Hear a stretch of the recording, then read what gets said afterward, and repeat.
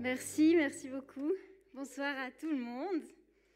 Ça me fait plaisir d'être là devant toi et aussi à ta maison. Bienvenue et merci pour la louange. Les amis, on a rendez-vous ce soir. Je peux vous dire que ce que j'ai à vous raconter, c'est tout ce qu'on a chanté. Je pourrais partir là et vous laisser méditer ces paroles des chants, mais je crois que Dieu il a prévu quelque chose et si tu es là aujourd'hui, c'est que tu avais rendez-vous. Alors je vais commencer par prier pour que nos cœurs puissent être ouverts. Seigneur, je te prie que ce soir, chacun d'entre nous puisse ouvrir son cœur et laisser toucher chacun dans notre être au plus profond. Viens placer tes mots dans ma bouche et percuter le cœur de ceux qui sont là et ceux qui sont derrière leur écran. Amen. Alors on parle ce mois de la prière. On a vu avec Isaline les sujets pour lesquels prier et quoi demander pour se laisser transformer au travers de la prière. On a vu avec Volker comment écouter Dieu, parce que peut-être, même avant de demander, ce que Dieu a à dire répond peut-être déjà à nos besoins. Et moi, je vais te parler de comment on répond à Dieu dans la prière. Je crois que dans nos vies, le surnaturel peut devenir naturel. C'était la petite phrase d'un miracle chaque jour, je ne sais pas si vous le recevez, moi je l'ai par mail, mais c'était cette petite phrase, le surnaturel peut devenir naturel. Et qu'il y a des trésors encore plus grands pour nous. Et Volker avait fini son message en nous disant qu'il y a plus. Est-ce que tu rêves pas d'avoir plus dans ta vie ? Tu sais, une vie de foi simple, faite de miracles. Est-ce que tu sens ce plus qui est possible ? Qui d'entre vous sent qu'il y a plus ? Mais quand même, hein ? On le sent, c'est ce dont parlait Volker, ce germe présent qu'on peut voir mais qu'on n'arrive pas encore à atteindre. Et si t'es comme moi j'y crois, je sais qu'il y a plus et j'ai envie de plus. Alors je me mets à faire plein de choses pour chercher ça. Alors on lit sa Bible, on prend ses temps personnels le matin, on se sert à l'église, on tente de bénir ceux qu'on n'aime pas. On essaye d'être des bons chrétiens parce qu'on pense que si on fait les choses du ciel, il va descendre. Alors, toutes ces choses, elles sont bonnes. Bien sûr que c'est bon de lire ta Bible. Bien sûr qu'il faut bénir tes ennemis. Bien sûr qu'il faut prendre tes temps personnels avec Dieu. C'est hyper important. Mais il ne faut pas que ça devienne une to-do list. Si on dit, et je suis sûre que tous d'entre vous, vous avez déjà dit, il faut que je lise plus ma Bible. Qui l'a jamais dit ? Mais si on le dit la même chose que il faudrait que je trie mes factures, eh ben, c'est un peu dommage, parce que c'est pas très excitant de trier ses factures, et du coup, ça donne pas très envie non plus de « il faudrait que je lise plus ma Bible ».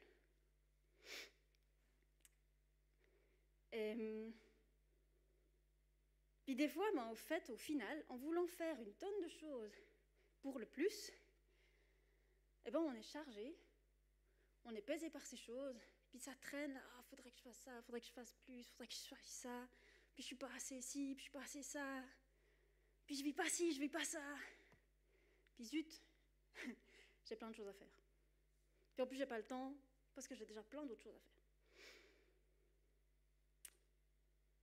Mais les pensées du ciel et ses fonctionnements ne sont pas humains. Et ça nous dépasse. Et des fois, on doit déconstruire tout ce qu'on sait, tout ce qu'on croit savoir, pour rentrer dans les bénédictions que Dieu il a pour nous. Et je crois que nos vies de prière et bien d'autres choses peuvent décoller avec certaines révélations, dont une qu'on va voir ensemble ce soir. Et pour ça, j'aimerais qu'on lise un passage ensemble. Dans ce mois sur la prière, je me suis intéressée du coup aux prières qu'a fait Jésus. Autant aller à la source, à celui qui savait prier parce que il était le Fils de Dieu et Dieu lui-même. Et j'aimerais qu'on lise une en particulier qui, moi, me touche. Elle se passe juste avant que Jésus se fasse emmener pour être jugé, puis torturé, puis mis à mort. Avant même qu'il arrive dans le jardin de Gethsémani. Il y a un moment donné où Jésus est prie, tu peux lire tout le Jean 17, c'est hyper intéressant. La première partie de sa prière concerne ses disciples pour lesquels il prie. Et il y a un moment donné où Jésus prie ça. Ce n'est pas seulement pour eux que je prie, donc les disciples, c'est aussi pour ceux qui croiront en moi grâce à leur témoignage. Autrement dit, ceux que Jésus n'aura pas rencontrés personnellement et qui auront cru quand même en lui, c'est-à-dire toi, moi, nous. Donc ce passage-là, en fait, Jésus il prie pour toi. Et je ne sais pas si toi ça t'intéresse, mais moi je voudrais savoir ce que Jésus a demandé à son Père pour moi. Alors on va le lire ensemble. Ce n'est pas seulement pour eux que je prie, c'est aussi pour ceux qui croiront en moi grâce à leur témoignage. Je te demande qu'ils soient tous un, comme toi, Père, tu es en moi et comme moi je suis en toi. Qu'ils soient un en nous, pour que le monde croie que c'est toi qui m'as envoyé. Je leur ai donné la gloire que tu m'as donnée, afin qu'ils soient un, comme toi en moi, et comme toi et moi, nous sommes un. Moi en eux et toi en moi. Qu'ils soient parfaitement un, et qu'ainsi le monde puisse reconnaître que c'est toi qui m'as envoyé et que tu les as aimés comme tu m'as aimé. Père, mon désir est que ceux que tu m'as donnés soient avec moi là où je serai, et qu'ils contemplent ma gloire, celle que tu m'as donnée. Parce que tu m'as aimé avant la création du monde. Père, toi qui es juste, le monde ne t'a pas connu, mais moi je t'ai connu, et ceux-ci ont compris que c'est toi qui m'as envoyé. Je t'ai fait connaître à eux, et je continuerai à te faire connaître, pour que l'amour que tu m'as témoigné soit en eux, et que moi-même je sois en eux. Voilà ce que Jésus a demandé à son Père pour toi. Ce passage, il est souvent utilisé pour exprimer l'unité entre les chrétiens, entre les églises, mais je crois qu'il nous parle aussi d'autres choses. Je crois que ça paraît assez clair que Jésus rêvait que tu sois un avec lui et avec son Père. Mais ça veut dire quoi, être un avec Dieu? Je ne sais pas si ça te parle, mais ça reste un petit peu... Voilà, je suis un avec Dieu.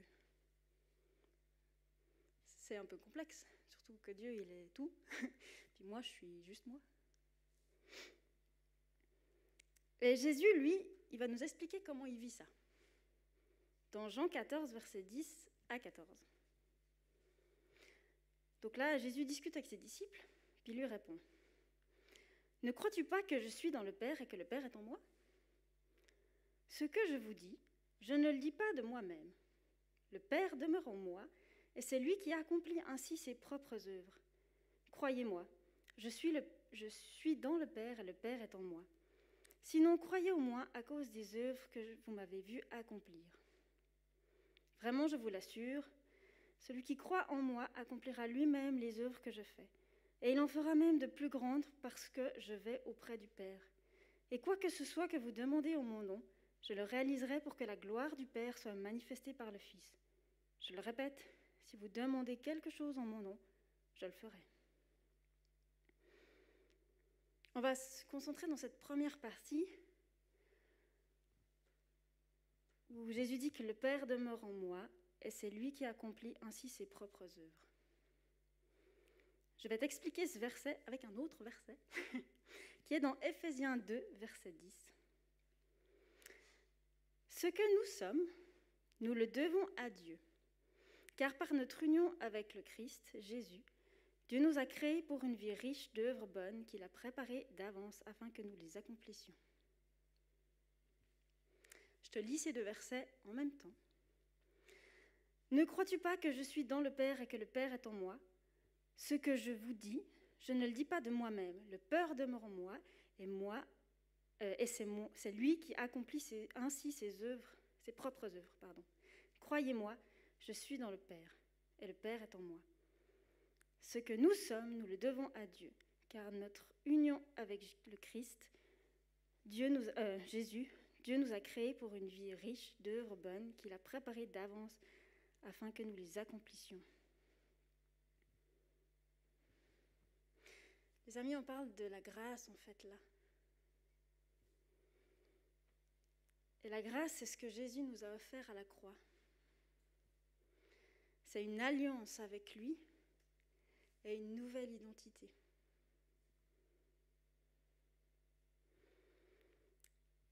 La prière, la louange et toute notre vie de foi est le fruit de cette nouvelle identité.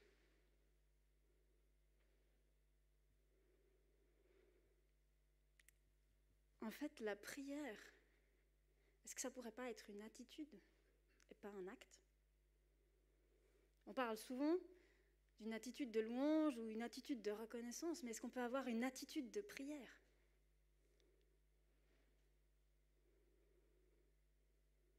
Et pour moi, répondre à Dieu, ce n'est pas une chose qu'on peut faire, c'est quelque chose qu'on reçoit.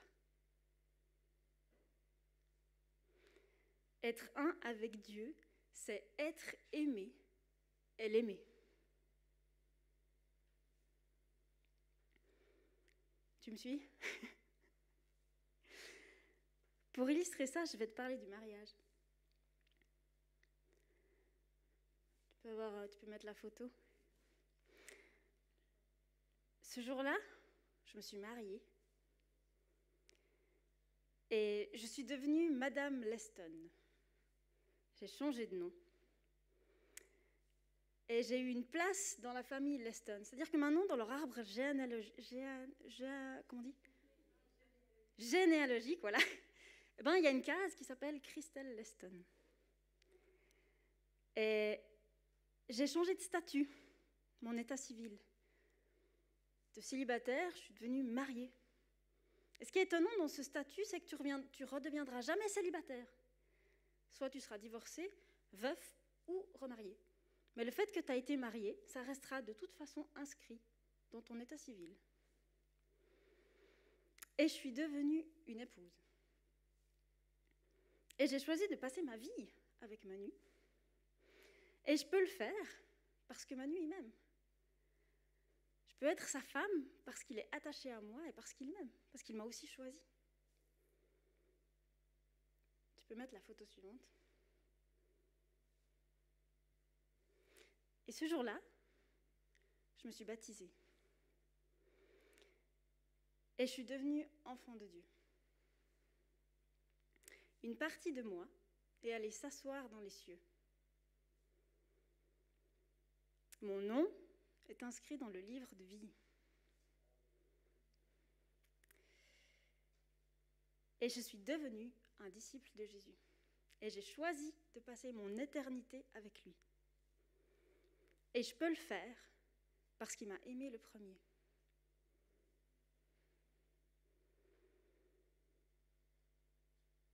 Je crois qu'on peut se perdre à vouloir servir Dieu de 1000 manières. Mais ce que Dieu nous propose, c'est de recevoir son amour en premier. Et alors, par amour, en retour, je ferai les bonnes œuvres qu'il a préparées d'avance. Et c'est ça, répondre à Dieu. Et je pourrais m'arrêter là et te laisser réfléchir et méditer là-dessus, parce que je crois qu'il y a déjà pas mal au niveau de ce que ça veut dire pour nous. Mais ce verset, il a une suite. La deuxième partie du Jean 14. Vraiment, je vous l'assure, celui qui croit en moi accomplira lui-même les œuvres que je fais. Il en refera même de plus grandes parce que je vais auprès du Père. Et quoi que ce soit que vous demandiez en mon nom, je le réaliserai pour que la gloire du Père soit manifestée par le Fils. Je le répète, si vous demandez quelque chose en mon nom, je le ferai. Il nous a aimés au point de mourir pour nous. Et il a décidé non seulement de nous donner une nouvelle identité, de nous accueillir dans sa famille, de faire de nous des saints, mais il nous a donné une procuration. Il nous a délégué son autorité. Et son nom, ce n'est pas une formule magique. Ce n'est pas le abracadabra, ce n'est pas que dès que je dis au nom de Jésus, patati patata, je peux avoir tout ce que je veux. C'est plus comme... il s'agit de ces bonnes œuvres préparées d'avance. Et c'est cette procuration. Et souvent, quand on fait une procuration, c'est pour un sujet précis.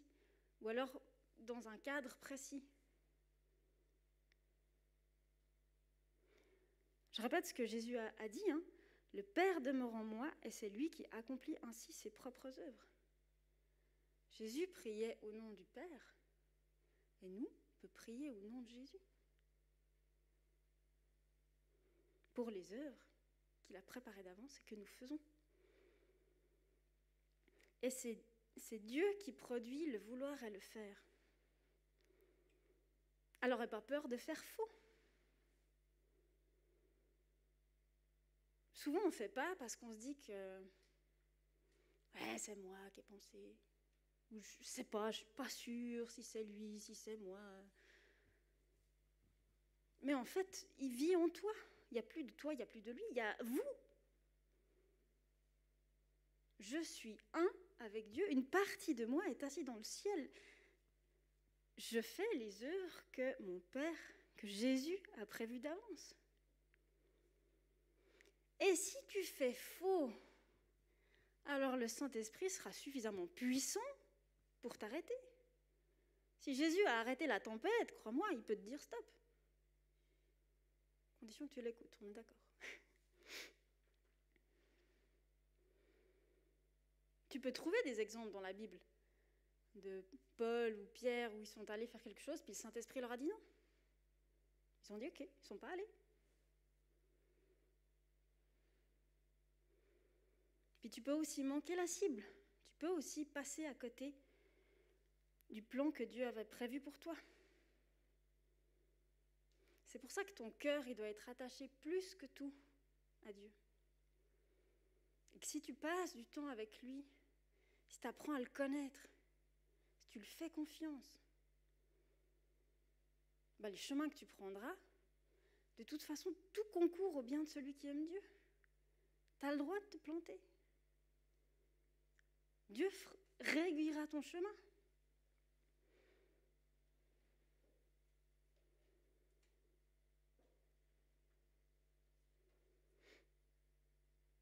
Imagine que ton identité, elle soit claire. Que ce soit tellement clair pour toi que tu saches que Dieu vit en toi. Concentre-toi sur lui. Est-ce que cela fait de toi? Qui est Dieu dit qui tu es. Et on parle du Dieu tout-puissant de notre univers, le seul. Et c'est cette révélation et son amour qui vont te pousser à agir. Et tu le feras par conviction et non parce que c'est bien de le faire.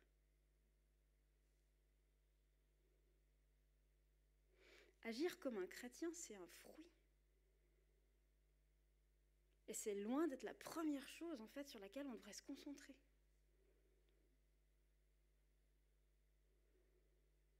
Mais parfois, tu peux avoir l'impression que les plans de Dieu, ils n'ont pas de sens. Ou pire, qu'ils ont échoué. Et on peut douter.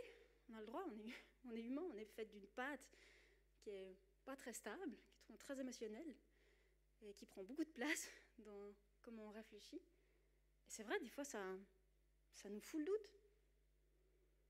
Mais Dieu, il n'est jamais en échec. Il transforme toute chose en bien. Mets-toi un peu à la place des disciples qui ont suivi Jésus comme ça pendant 3 ans. Puis d'un coup, ils le voient, il se fait emmener, juger, torturer, puis mis à mort. Puis ils sont là pendant 3 jours. Imagine ce qu'ils ont dû se dire. Il y a un truc qu'on n'a pas compris. Jésus était censé devenir leur roi. Puis là, il était mis à mort comme un brigand. Puis il n'était plus là. Ils ont quand même dû se dire qu'il y avait un truc qui ne jouait pas. Pourtant, ça faisait partie du plan de Dieu. Et ô combien ce plan est parfait.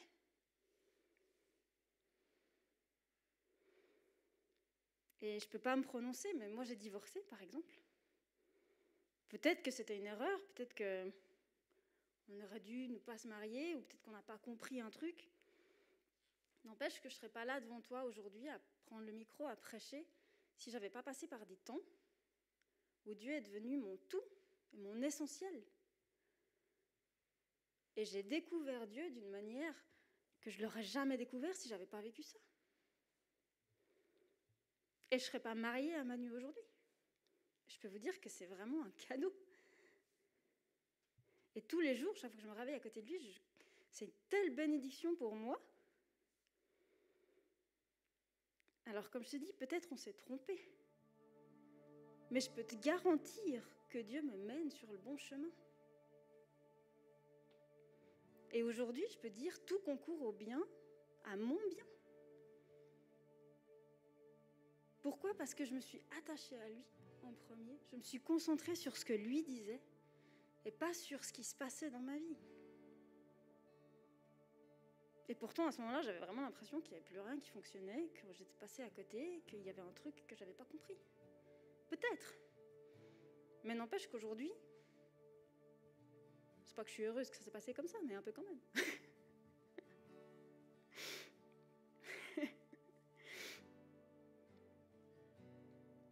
On a la victoire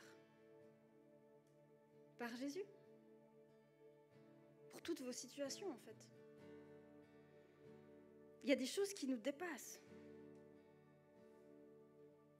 Alors si tu veux répondre à Dieu, si tu veux marcher dans son plan, reçois d'abord ce qu'il a pour toi.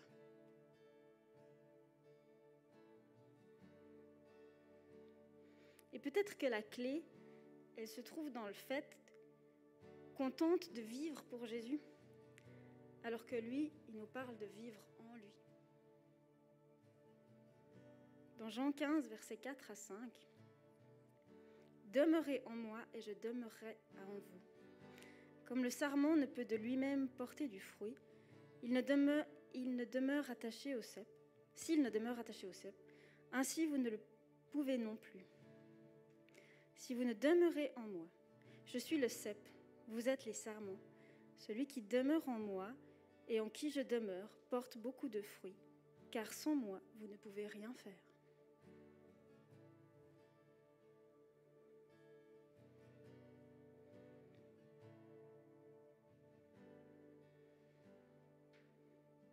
Nous avons besoin de cette révélation. De revenir à cet amour tout simple entre Dieu et toi. Et nos pensées vont s'aligner aux siennes. Et alors quand tu proclameras le nom de Jésus, il y a des miracles qui vont se produire. Parce que tu seras avec Dieu, pile poil, là où tu devais être.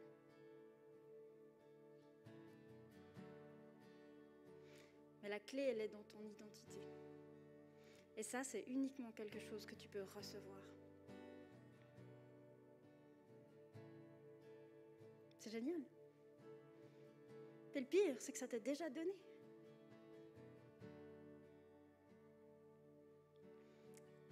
Alors je vais prier pour toi, pour que ça devienne une révélation dans ta vie.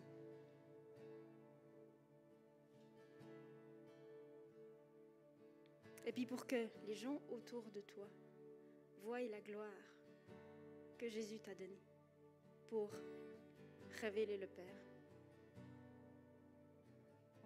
Et le plan, il est parfait. Et c'est en fait simple. Alors ouvre-lui ton cœur, reçois l'amour qu'il a pour toi et réponds-lui par amour. Pas c'est que ça. Isaline nous l'avait dit aussi. Si tu n'as pas l'amour, alors tu n'as rien. Ouais, Père, je te prie pour chacun d'entre nous. On a besoin que tu nous révèles ô combien tu nous aimes. Et on a besoin que on puisse recevoir cette conviction d'être des enfants de Dieu. Et qu'est-ce que ça veut dire pour nous aujourd'hui, chacun dans nos vies?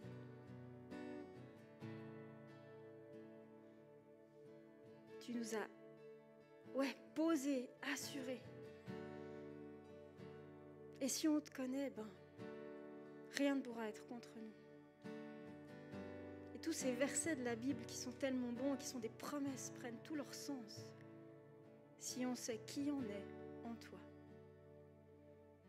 Alors révèle-nous qui tu es, Père, et qu'on puisse avoir vraiment cette révélation de qui nous sommes en toi.